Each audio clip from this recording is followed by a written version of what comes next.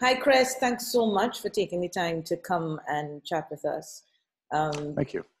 Yeah, you haven't met Anja, but Anja Blaj is an attorney in Slovenia, specialized in blockchain and those kinds of things. We are the kind of old procurement law heads or whatever, but you have always been, as you know, I have really, followed your work, and you have contributed greatly in the Caribbean, in the work that we're doing there in public procurement law and capacity building.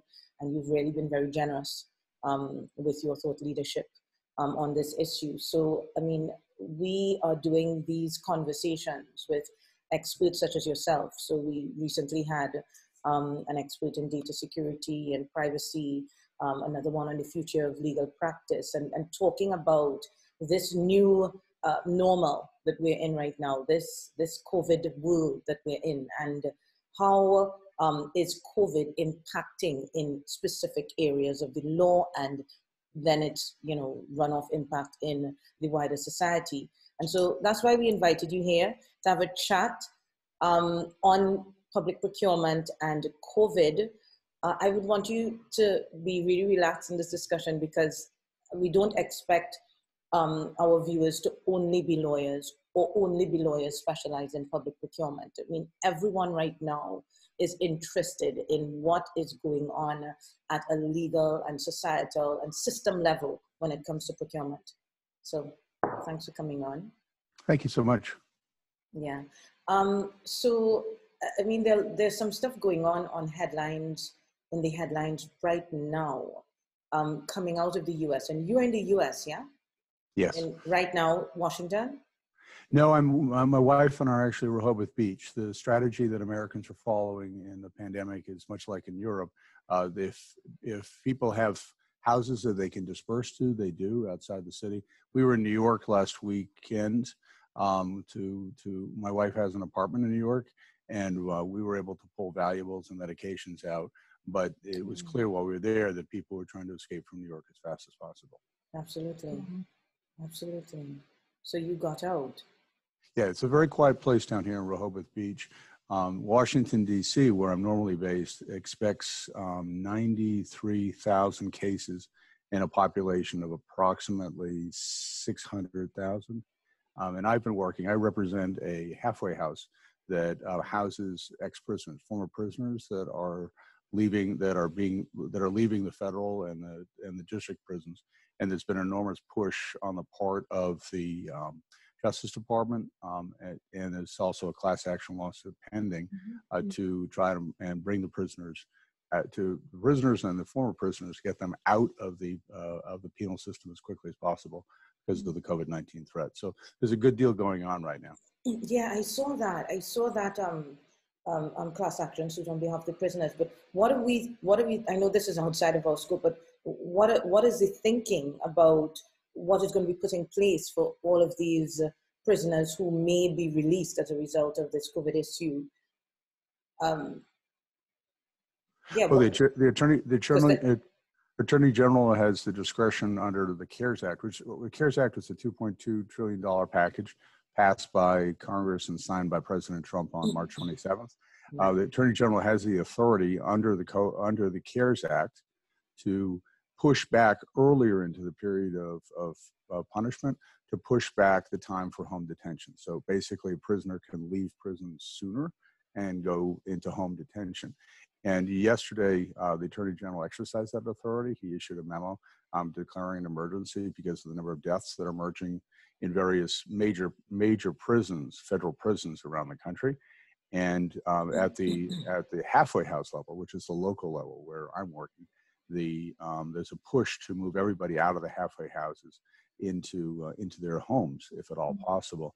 That raises the normal issues that arise in a penal system where you have men with dangerous backgrounds, men and women with dangerous backgrounds, being moved into the community, oftentimes just a few blocks away, That's one side of it. Another side of it is how to deal with the COVID-19 that not only in Washington, but around the country, the COVID-19 virus that these foreign prisoners may be carrying. Right. The testing.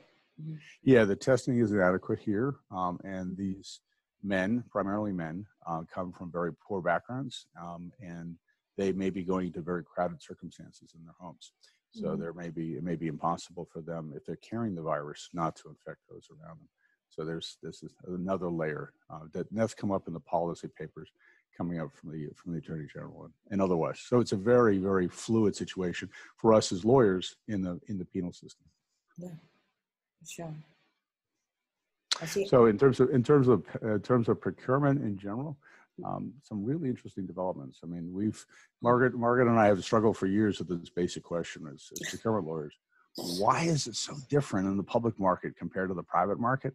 It's just crazy different. Why is it, if I want to buy a car, okay, and I put a piece of paper on a wall saying, I want to buy a car, that would be ridiculous. I would sit forever and no seller would ever approach me. I just do the wall paper, which governments do that all the time. They put it up on the wall. And we always thought, Margaret and I and others in the field always thought that this was because, well, government procurement is different. The government is such a huge buyer. It's really okay that the government just posts a piece of paper someplace and then all the sellers are supposed to come. So it turns out we were incredibly wrong all those years. The COVID-19 pandemic has shown that the reason that procurement works, the reason that governments can be so incredibly lazy, just posting a piece of paper up on the side of the wall, not actually going to the marketplace, is that it's really a buyer's market. It's always been a buyer's market. But it's been a buyer's market, Margaret, in ways that you and I didn't fully understand. It's a buyer's market insofar it's actually the buyer, the procuring official doing the work has all the power. The user, for sure, the guy who actually has to drive the car in the government agency, the user has no power whatsoever. So yeah, if you post a piece of paper on a wall, it may take 3 months to buy a car, and the car you get may be really shoddy, but the buyer, the official, the procuring official doesn't care because he doesn't drive the car. Well, yes, it may be coming clear to you, but to me, there's still a complexity there with, and the difference between public and private sector buying, because I think we put it up there also to provide equal access to opportunity on behalf of people and suppliers who want to supply the governments and who have the capacity to supply the governments, and because governments are not using, and public officials aren't using their own money, they're using, taxpayers' money, our money. And so we don't want to have backroom door deals using our money. So I think the reason for the transparency and the need for us to put it up, part of it, in my view, which I still think holds through, even in COVID, despite the challenges, with having to get these things very, very quickly and not having the time for due diligence. Even in COVID, we have to find the right balance, I think, between transparency and equal access to opportunity on one hand, and efficiency of supply and readiness of supply. I mean, so I understand where we are in this. Okay, this is a really important conversation. Okay, because just so we're clear where we're going in this conversation, this may not be the end of the beginning in procurement. This may be the beginning of the end, okay? This is a really pivotal time. It's possible that our entire discipline will explode over the next few years. Let me ask you, Margaret, a question I ask a guy who is the head of a centralized procuring agency. I am interviewing you. I'm kidding. I'm kidding. Yeah. You always do this, Chris. You always do this. But okay. Anja, please help me with the answer. I'm going to be the one in charge of the editing of this video, so no worries. All power rests with you, Anja. Yeah, go ahead, Chris, ask me. So I asked, well, I'll tell you what I asked him, and I'll tell you what his answer is. So you're off the hook, Margaret. Yay. I asked this guy, I asked this professor, okay, Mario Combo, who's a very nice guy. He's a professor in Turin. Also happens to be the chairman of the local regional, the Piedmont regional purchasing authority, and he buys equipment for local hospitals. Right. And I said, Mario, who is your customer? Who is your customer? He said, well, it's the director of the hospital, of course. I said, wrong. I said, wrong. Your customer is the patient who's getting served by the hospital. The user is your customer. Perhaps the surgeon who's using the scalpel, but certainly the patient. It's not the director of the hospital. The bureaucracies tend to focus on, as long as we're fair to the stakeholders who are closest, the vendors who want to have equal opportunity, or the director of the hospital, the chief, the head of the bureaucratic organization. It's not. I said, look, my wife, when our first child was born, my wife was having serious labor pains. And the OBGYN, he decided to go watch a football game. I said, I walked down the hall, and because I was in a private context where you can do this stuff, I walked down the hall. I said, sir, with all due respect, you're here to serve my wife. You're not here to watch football. Get down the hall and make sure that you address her pain. That is the essential thing, to understand that this is about users and making sure that the users are taken care of. It's what I'm urging, Margaret. The funniest irony in our here in the United States is that the thing we need most in procurement right now, which is access to commercial marketplaces. Federal buyers need access to Amazon. Just put it bluntly out there. They need access to Amazon right now. That procurement has now been stalled. It was stalled this week by the General Services Administration because of the COVID-19. A former student of mine is the contracting officer. I could call him up. What the hell? The most important thing you could do right now is open up those marketplaces so people can buy, officials can buy, because they're the users. They need access. We've put so much emphasis, Margaret, on making sure that abstract legal principles are being followed, of equality and access, and so much emphasis on making sure that the prerogatives of procurement officials are protected. All these, it doesn't matter, Margaret. What matters is getting the purchase done quickly and getting it done right. And that's what's happening in COVID-19. It's about getting it done right. It's about getting it done right, quickly and right. And there could be a tension between those two. And I hear you and I accept your point. I think consumer welfare is critical, and we do need to be more mindful, as you're saying, of what are the benefits to the end user, and how can we ensure that their needs are given priority in the context of the buying transaction. And much more cynical about the official bureaucracies built into the system. At the same time. We have to address both. Right. I'm arguing for a stance of deference or against a stance of deference. Don't defer to the stakeholders who are inside the system. Don't defer to people who want fair access. So wait, so defer to suppliers? Say, what do I need for the user? Address the user's needs first. That may mean, by the way, Tommy's idea, which is not a bad idea, he was trying to go after millions of masks locked in warehouses in his city. They're in the city already. This is eminent domain. That's a form of procurement. I'm not sure he's wrong. Okay. By the way, he's a 10-year Green Beret. He knows how to use force. That was his job for 10 years. Okay. He never suggests the use of force. He said, look, and he's not a lawyer. He said, there's a legal device called eminent domain. I think we should take the masks by eminent domain. I'm not sure he's wrong, but he's focused only on one thing. It's on saving lives. Okay. My wife and I calculated that 5 people in her apartment house are going to die. If you just run the numbers, 5 people in an apartment house of 10 stories are going to die over the next few weeks. It's really, really serious, and it's really focused our attention on what we need to do to make the system work. When we go back after the pandemic, Margaret, we can go back to listening to stakeholders and everybody, the stakeholders all talking to each other and ignoring the users. But I think that would be foolish. Yeah, I hear you. And I mean, you're making some, to me, really meaningful points. And I think, yes. So there's no disagreement in that regard. And I think that there should be some sort of balanced approach on the issue of price gouging as well. I don't think we just leave it. I am not saying... Let me tell you what's other... Let me just say, Michael, I'm not saying go after the price gougers and bring action.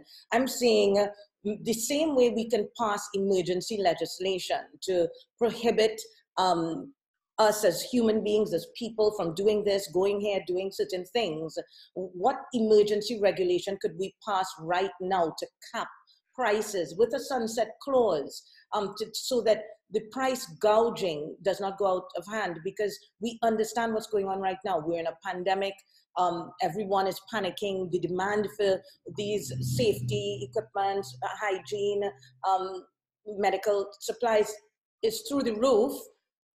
It's a supplier's market right now, and lives are being lost. And I think if you use your very argument about looking at the lives and the human beings and what do they need governments to have enough money to be able to provide the supplies to them quickly as well. So it's not only just quality, but it is about price as well. So yeah, so I'm saying we can do both, can't we, Chris? So I know this video will survive the pandemic. So but we're using the pandemic as a case study in refocusing procurement on the user's needs. Yes. That's fine.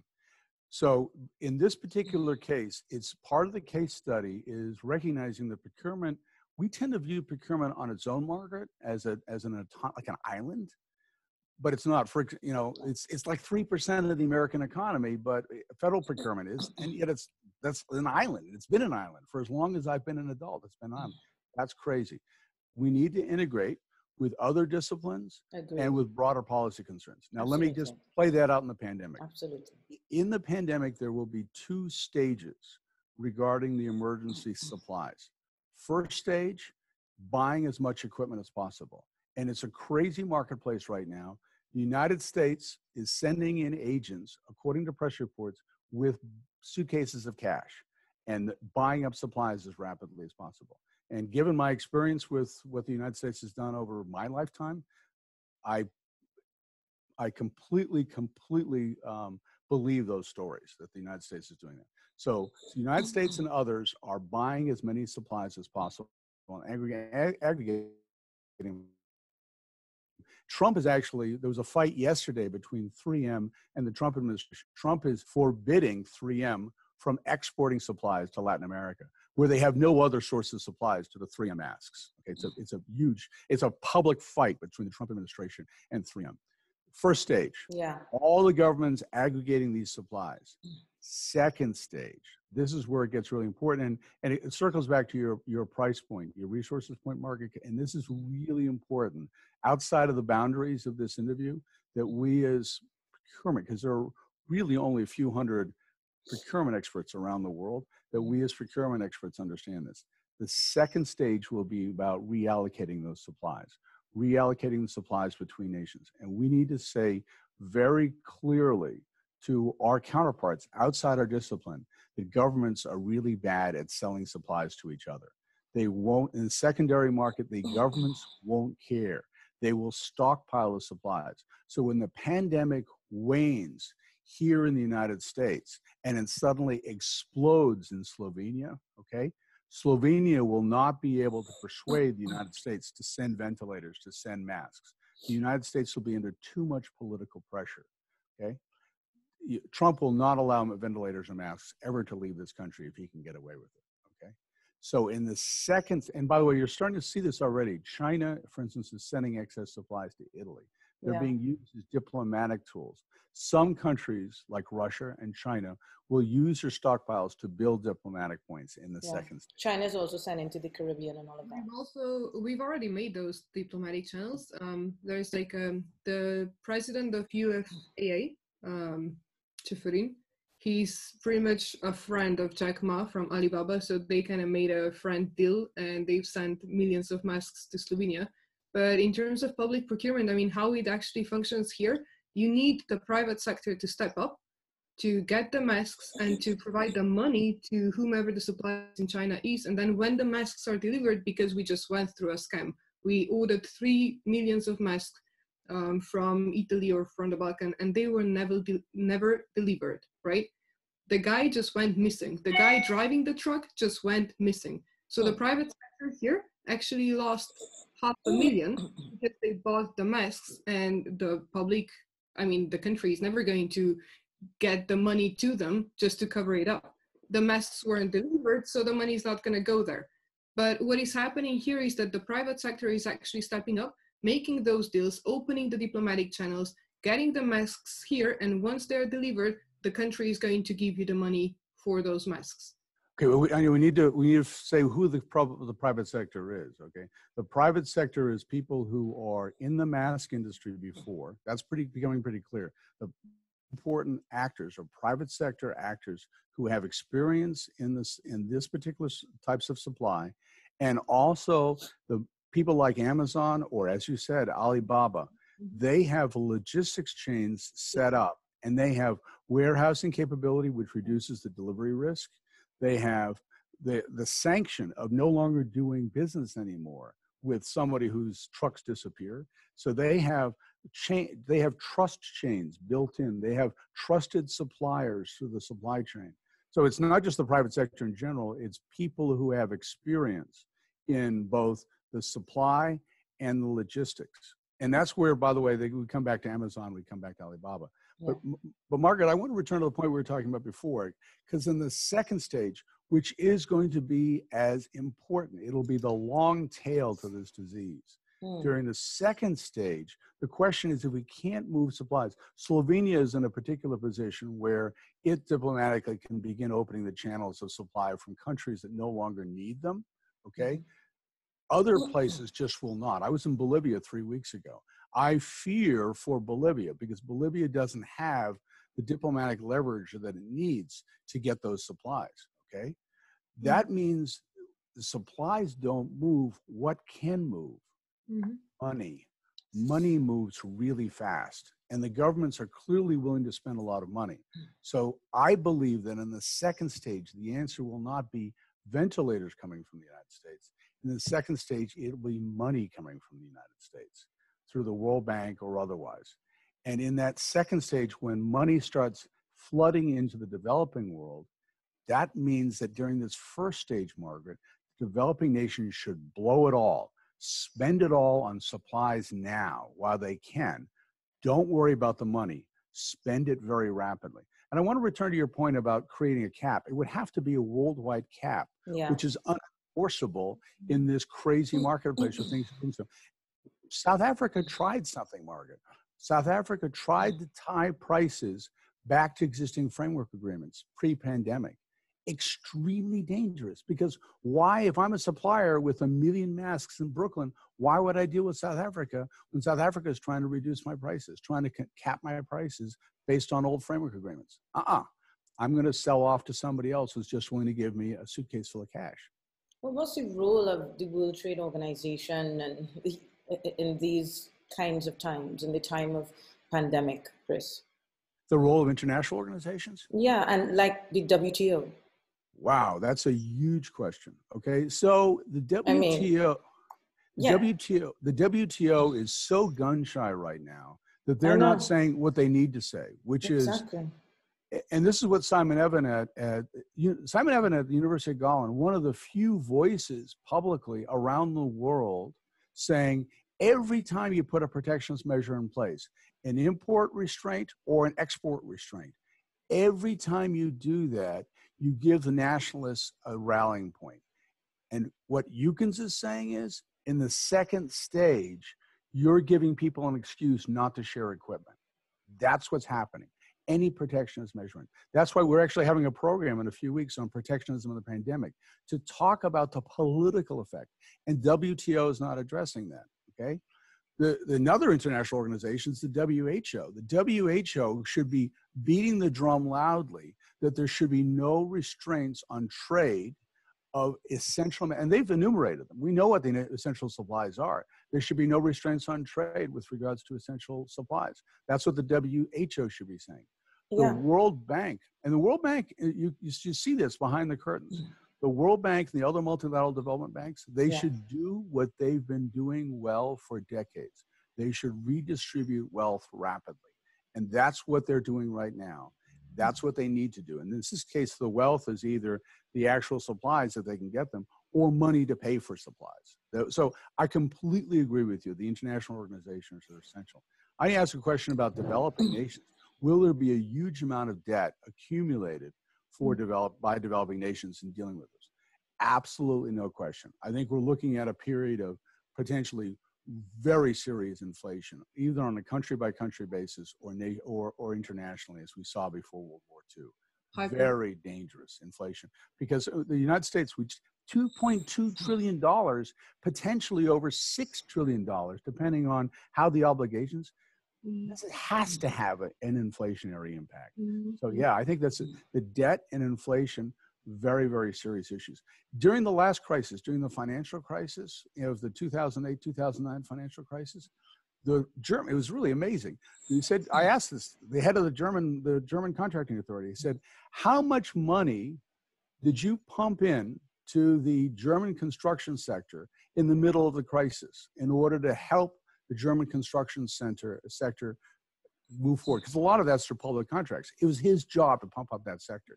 He said, we figured out how much capacity there was, and we only put that much money in, because if we put more money in, it would have caused inflation. So wow, Americans never thought of that. We never thought about that in the middle of the crisis. We just pumped money in without thinking about the inflationary impact. So yes. Impact. I mean, just as soon as we heard that there's going to be American government printing more money and pumping it into the economy, that's like a direct consequence, means that there's going to be a hyperinflation, let's say in 3 years. And I mean, the biggest question is really how these money is then going to be distributed to all the rest of the countries. And I heard that the WTO can agree that the debt is going to be erased to quite a lot of developing countries, but that just means that there's going to be a new cycle of debt creation. So it's on one side we are erasing it, but it's a systemic mistake. It's like we live in a broken system that constantly just creates more debt and doesn't deal with the root causes of that debt, which is that the borders are now being closed down and that the supplies are not being managed correctly. They're pretty much being managed the way we vote for our presidents. So because they need to look good on the TV, they're going to make sure that their country, their citizens are going to get the supplies. But you know, the rest, that's political. So you really put your finger on this. This issue better than I do, far better than I do, because I'm watching across the ocean. I fear for the European Union. I genuinely fear for the European Union. Yeah, because the European Union rests on top of a bunch of very stable legal systems below it. It depends on a stable political system beneath it. That's not what's happening. These political systems are in turmoil because of the economic turmoil, because of the disease, and the European Union is not responding effectively. The European Union is doing things like loosening procurement rules. What the hell? When some Americans say, no, you don't loosen procurement rules. You go out there and you go into a warehouse in Brooklyn and get the masks out. I mean, to some extent, I kind of understand them, because previously we had quite a lot of strict rules. Told you that only those who already have the reputation built and that are trusted authorities or trusted companies that have already deals with China and those suppliers are the ones that can bring the masks to Europe and to our countries. Now the rules are being loosened up so that companies that don't really have that much reputation can also become actors on the market and bring those masks. The only thing that is really necessary here and imminent is that the users get the masks. I don't really care who brings them. If you have the capacity, bring them. And isn't that what you were arguing, Chris? Isn't that what you were arguing, that we should leave the rules behind and we should loosen it up? And, you know, we're in an emergency situation and whatnot. So why would you say? But it's not just emergency, Margaret. That's why the government is opening up the door to Amazon and to other electronic marketplaces. Just so you know, the U.S. government's going to open up those Amazon-type marketplaces for micro purchases up to $20,000 per purchase by any federal official. No involvement by a contracting official whatsoever. Okay, that's what's happening, and it's explicitly driven by user focus. I think the rules are completely secondary. First is how we serve the user. In the background are the rules. By the way, the rules are largely intended to keep their procuring officials honest. They really aren't related directly to what the needs are of the user by. And we know that. As procurement people, we know that. So first emphasis on the users, on getting things done, make the rules. But the European Union is focusing in procurement. They're focusing first on rules. Yesterday, in the webinar yesterday, Gianluigi Albano, who is an experienced procurement expert in concept in the centralized procuring agency in Italy. He thinks the joint procurement by the European Union will fail colossally because it's too clunky, okay? It's not getting supplies. So on the practical side, they're not answering the issue. Instead, they're responding by rules liberalization. And rules should be absolutely relevant in emergency. And it's not only that they're relevant, but the instinct of the European Union, the European Commission, the first instinct is to talk about rules. That's wrong. Talk about the users. Talk about the World Bank's very eloquent about this. When the World Bank says, I say, well, I do capacity building. I do a lot of capacity building around the world, okay? The World Bank says, thanks very much, Professor Yukins. You have to understand, if you're working on a project with us, I volunteer, I do these things for free. If you're working on a project for us, understand that capacity building in procurement means making the lives of the men, women, and children in this country better. Procurement is just a vehicle for doing that, making their lives better. Wow, that's clarifying. That's what we need to do, and that's what we really haven't done, okay? We really haven't done that. Yeah. Let's shift to something that is in the news right now. Just yesterday, I think Jared Kushner joined the press conference and was talking about federal supplies and what it was for vis-a-vis states. I was wondering whether you could unpack for us that system that you have in the US, where there's federal procurement governed by one set of rules and each state having its own procurement system, and how that context is playing out with COVID-19 related procurement in the US. So Anja, you're going to edit this, right? So I hope Jared Kushner watches this. So let me say, from one Harvard grad to another, see this right here, Jared? This is where I cut myself shaving this morning, okay? I'm not sure you've ever shaved, Jared. So I'm not sure you should be running the country. You said it. But you're saying what a lot of people think. I mean, where has he come from? But what there are two different systems. Well, there are many different systems of procurement, statewide and federal-wide. Could you unpack that for us and how it's playing out? So what Jared Kushner said yesterday, and there are serious misgivings in the United States as to Jared Kushner's prominent role in administration. We have a history of this where John F. Kennedy opened the door to his brother being Attorney General.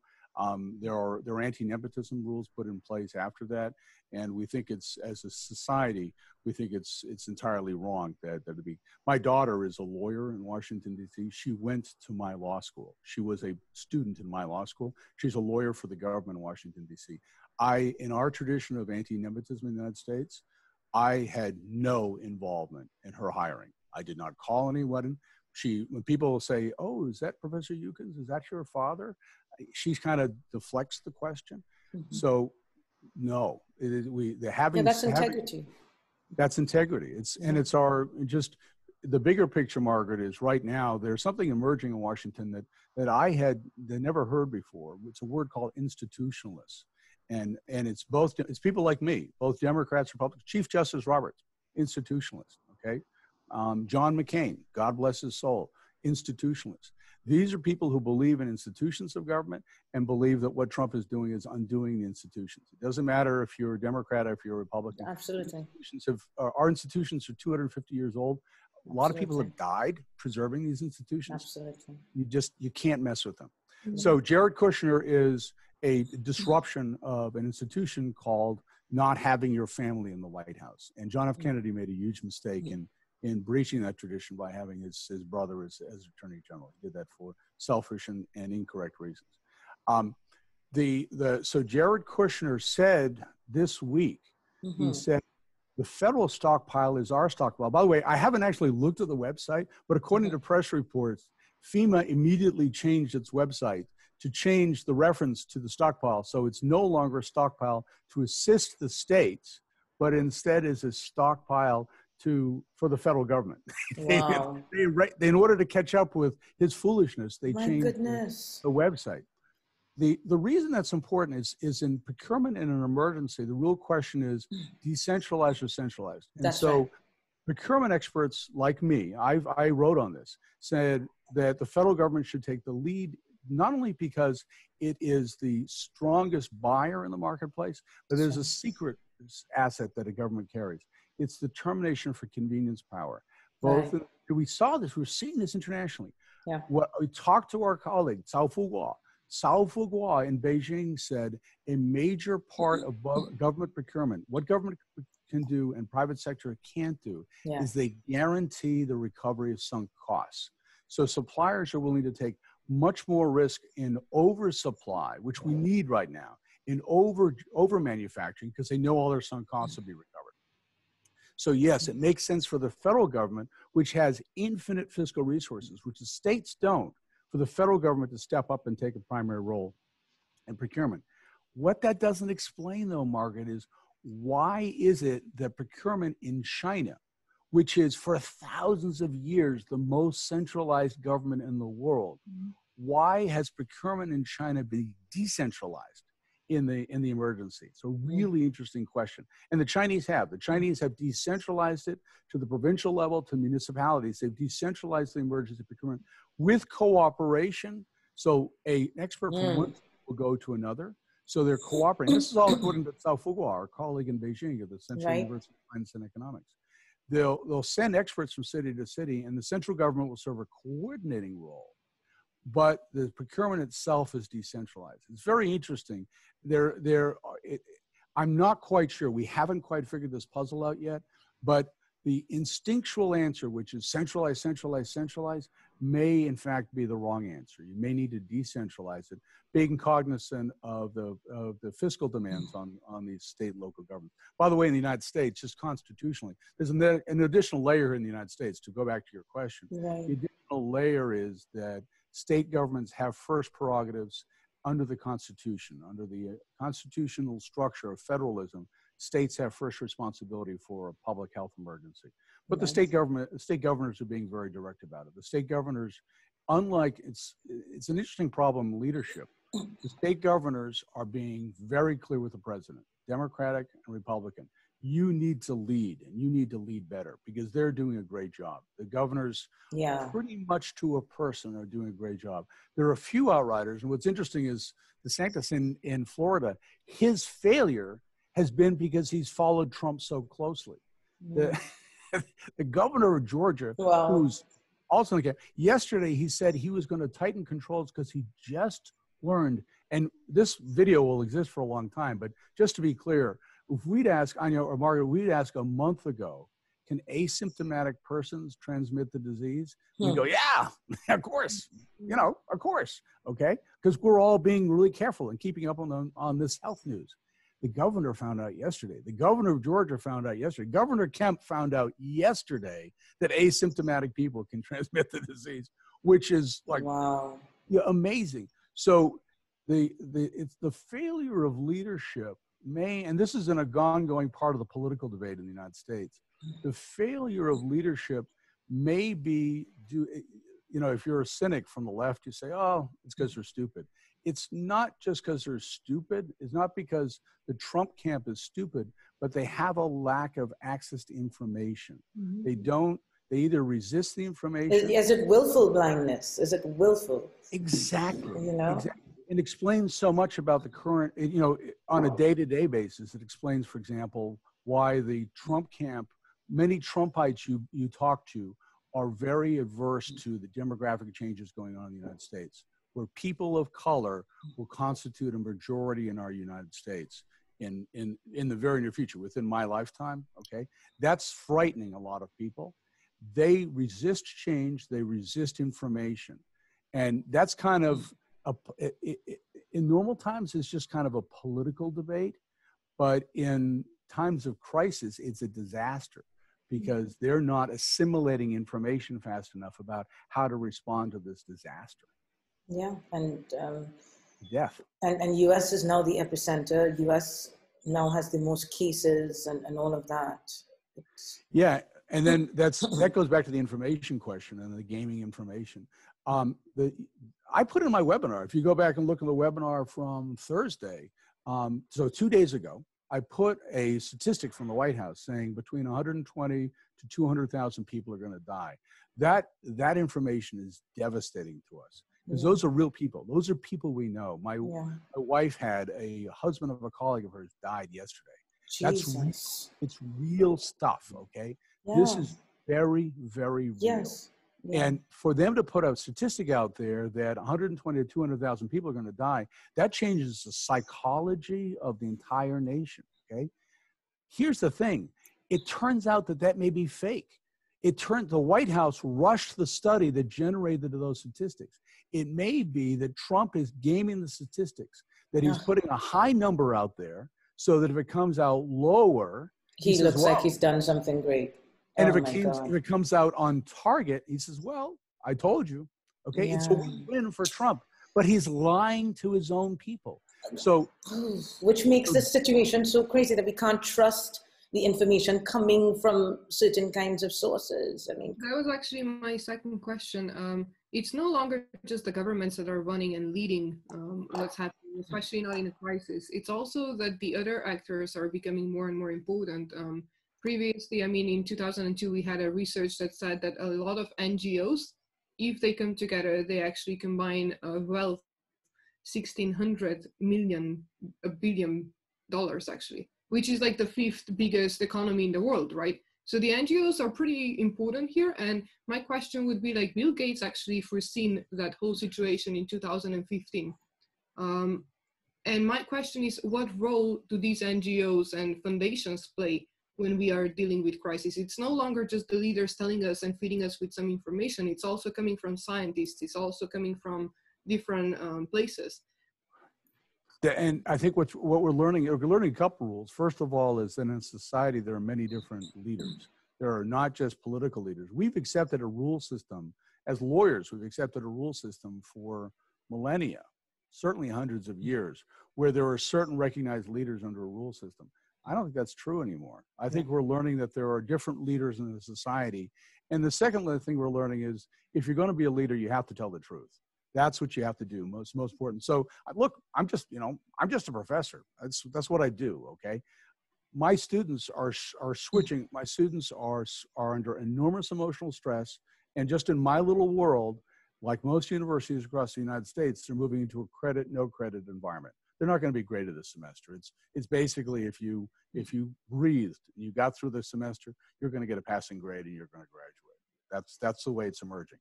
And so recognizing that, I'm very honest with my students. I very honestly tell my students I'm emotionally exhausted, just like you are, okay? And then I explain to them in very clear terms what credit, no credit means and why the schools are doing this. I'm very, very honest with my students, which you have to be in a crisis. And you're just not seeing that from Trump and people around him because they don't have the native understanding. But the good news is there's only one Trump and a few people surrounding him who kind of act like that. But everybody else, Democrat or Republican in the United States, understands now what leadership means and they're responding appropriately. Leaders have to tell the truth is what we're learning. And by the way, that's why I'm here. We have to tell the truth. Part of the truth here is we have, in our little discipline of procurement, which is hugely important around the world, we have to tell the truth about reform. So what do you think procurement, the procurement profession, and I'm looking more at the legal side of it, what can we do collectively, that is together across jurisdictions, to start sharing knowledge on this issue and developing thought leadership on this issue relating to how procurement is changing, exactly what you've just started sharing with us in this conversation, in a way that we can have influence in our respective jurisdictions. What can we do, or is there nothing we can do? No, you mean in the crisis or in the long term? In the long term, what can we do now? It's about preparing for the future of procurement. You have said here that you think a bomb has been thrown in procurement of sorts and things perhaps could be changed forever. What could we do collectively as the procurement law professionals who are advising governments and advising technocrats and all of that, who are teaching in law schools, for us to start distributing knowledge, sharing knowledge, and developing a coherent discussion going forward. So that's a very good question, Margaret. And I think there are a few key things that we could do going forward. First is user first. User first. We focus on the user first. That means shifting attention away from the procuring officials and the people who surround them, like me, okay? The procurement community, the lawyers, the officials, the judges.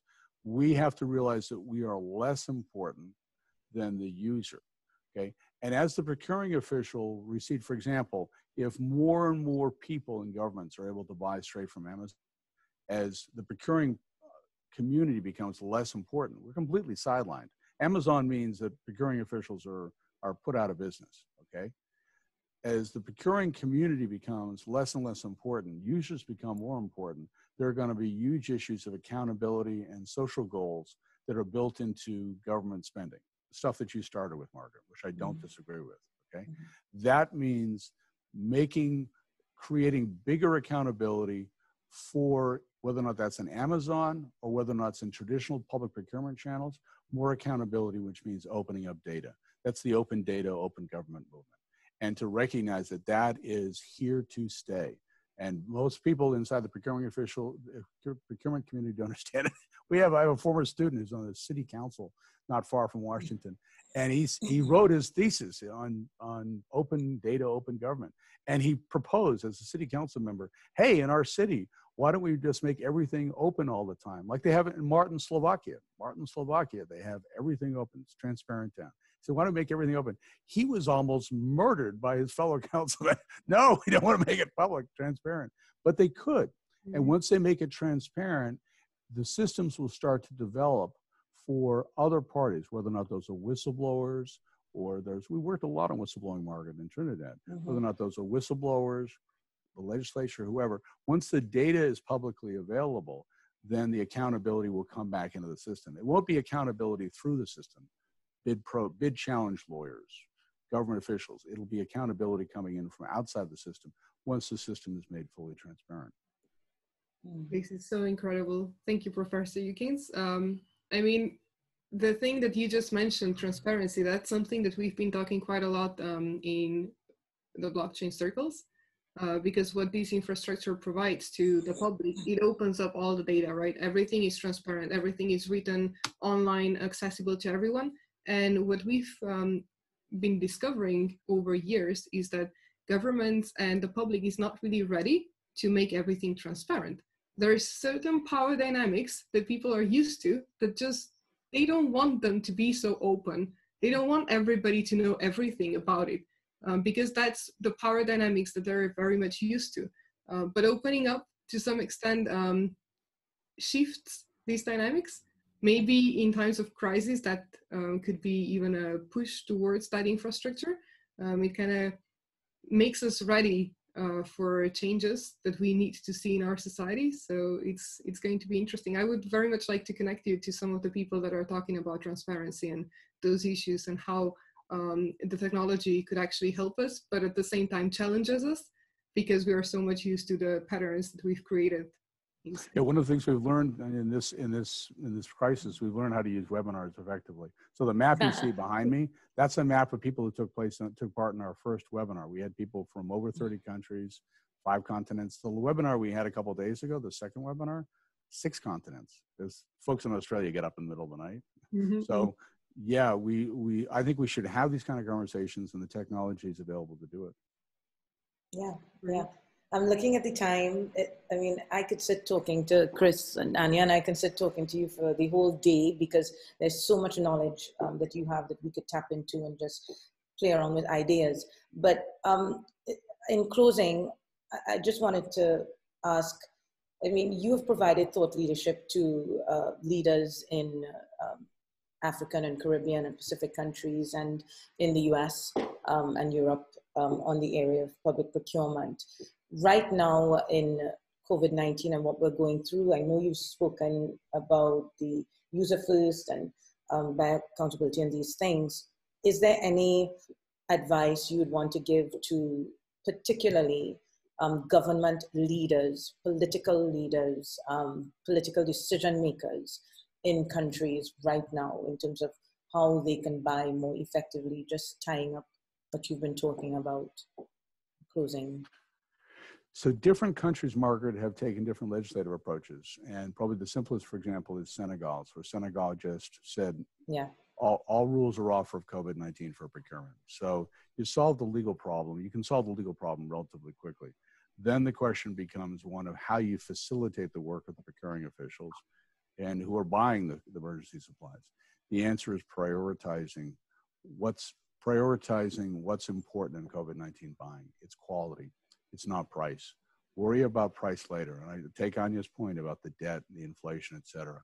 Focus first on the quality because that's what the users need. The users need good equipment to survive. Okay. All right. Thank you both. Thank you, Chris. Have a great day. Yeah, you too.